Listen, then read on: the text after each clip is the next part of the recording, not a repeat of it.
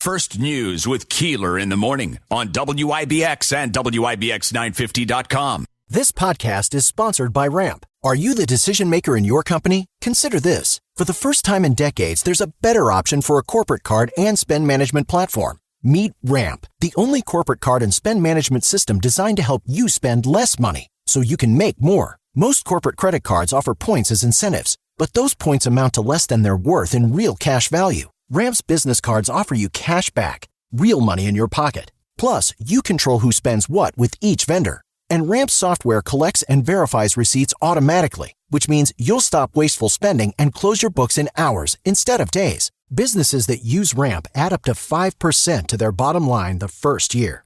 If you're a decision maker, adding Ramp could be one of the best decisions you've ever made. And now get $250 when you join Ramp for free. Just go to ramp.com/easy. Ramp.com/easy. RAMP.com/easy. Cards issued by Sutton Bank and Celtic Bank, members FDIC. Terms and conditions apply. Joining us on the line, Jimmy Failla. Jimmy. Good morning. How you doing? Greetings from Los Angeles. I'm out in Los Angeles, California right now. Wow. And, so it's really early for you. Yeah. You guys, your listeners have to decide if I'm up early or I'm still out from the night before. If I know you, you're still awake. Yeah, it's a different world out here. I took my kid to Disney yesterday, Disneyland. Nice. But it's L.A., so Cinderella shouldn't have a castle. She lives in a tent. Are they still requiring masks at Disneyland there in California? Yeah, the ride is now called Feet of Space Mountain. It's a different world, guys. Snow White only has like 3 dwarfs because 4 are getting extended unemployment benefits. They won't come to work. It's a whole to-do. Well, the other 3 are vaccinated, though, too, so that's good. Yeah, there's only 3 of the 7. So, speaking of a different world, what are some Democrats doing about basically painting this picture that there are 2 different worlds about how terrible America is? Yeah, all right. So listen, I read that over the weekend, and like a lot of people, obviously, your first reaction is like, are you effing kidding me? But they're not kidding, because this is like the only card they can play. But if you just examine it on a surface level, Cori Bush is saying, America is a free society for white people only. Black people are still enslaved. She's saying, obviously, as an elected representative of the government. If America is an oppressive land, we have to be the dumbest oppressors ever to be putting our victims in charge of us. Doesn't that seem kind of counterproductive to the mission? It does. I've got it. We'll enslave these people and let them take over. Yeah. It's the dumbest thing. But that's what her and, Maxine Waters, her district is out here where I am. She's in Congress 15 years. Her district is a dump.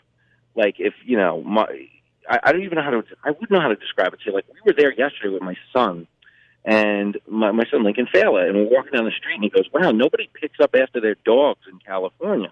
And I didn't have the heart to tell him, those aren't dogs. Oh, gosh. I know. That's her district. She's been there for 15 years, and, she just gets by calling people racist from time to time, but delivers nothing. And they get away with it. It's kind of impressive on some level that they've got this grift has lasted as long as it has. Because we've had to change our grift several times over the years. I mean, cab driver, I've done it all. Comedy, the whole, you name it. Yeah. Ironically, you've been in Maxine Waters' district more than she has in the last 15 years. So pretty impressive. That's another good point. Anti-Maxine. Well, and that's an interesting transition to what Jeff and I were talking about earlier.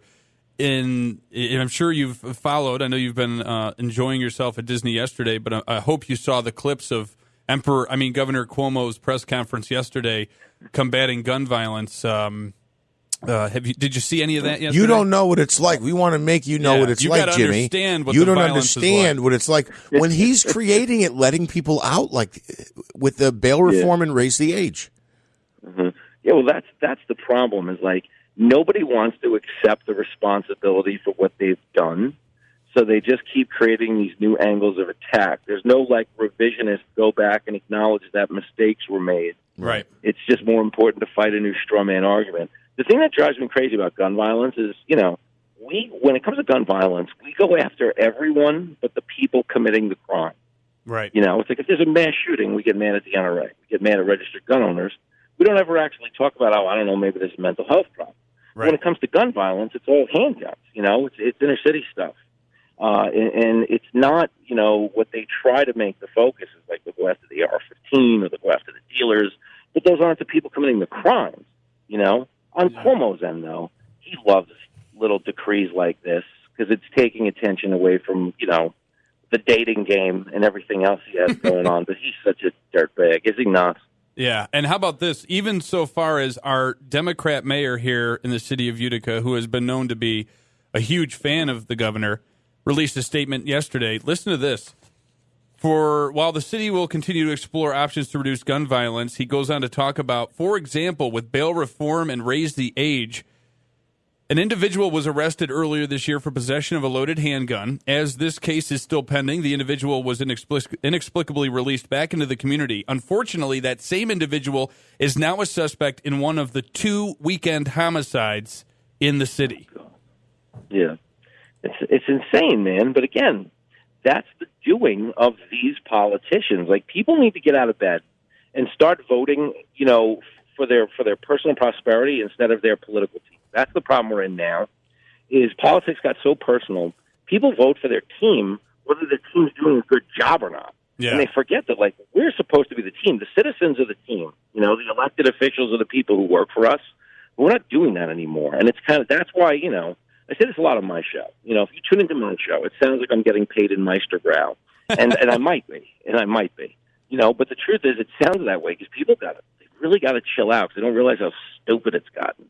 You know, and New York is a few, I would say seriously, like 2 years behind California in terms of overall quality of life. Same homelessness problem and stuff down in the city. Yeah. But, you know, everyone should be forced to see California. It should be required viewing because you see what happens to these states, you know, with big government programs and inept leaders and people who keep voting against their own interests. Like, this is, wow, you know.